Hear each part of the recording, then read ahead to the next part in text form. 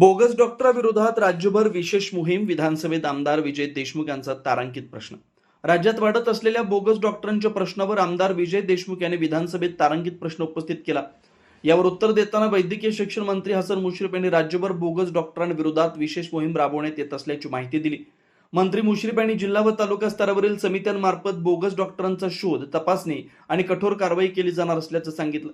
तसेच know your doctor उपक्रमाअंतर्गत QR code प्रणालीद्वारे नागरिकांना डॉक्टरांची वैध नोंदणी तपासण्याची सुविधा उपलब्ध करून देण्यात आल्याचं नमूद करत जनतेच्या आरोग्य सुरक्षेसाठी सरकार कटिबद्ध असल्याचं स्पष्ट केलं. प्राप्त झालं तरी या समितीवर कुठलं ठोस धोरण राबवण्यात आलं, ही धोरण अजून राबविण्यात आलं नाही. ही धोरण किती दिवसामध्ये आपण जाहीर करणार आहोत आणि या बोगस डॉक्टरांपासून होणाऱ्या या लोकांना चुकीचं जे आजपर्यंत जे उपचार मिळतोय आणि काही डॉक्टर लोक ह्या उपचारामध्ये लहान सहान शस्त्रक्रियाही करतात आणि ह्या सगळ्या गोष्टी कधी थांबणार आहेत आणि लोकांचे ज्या गेल्या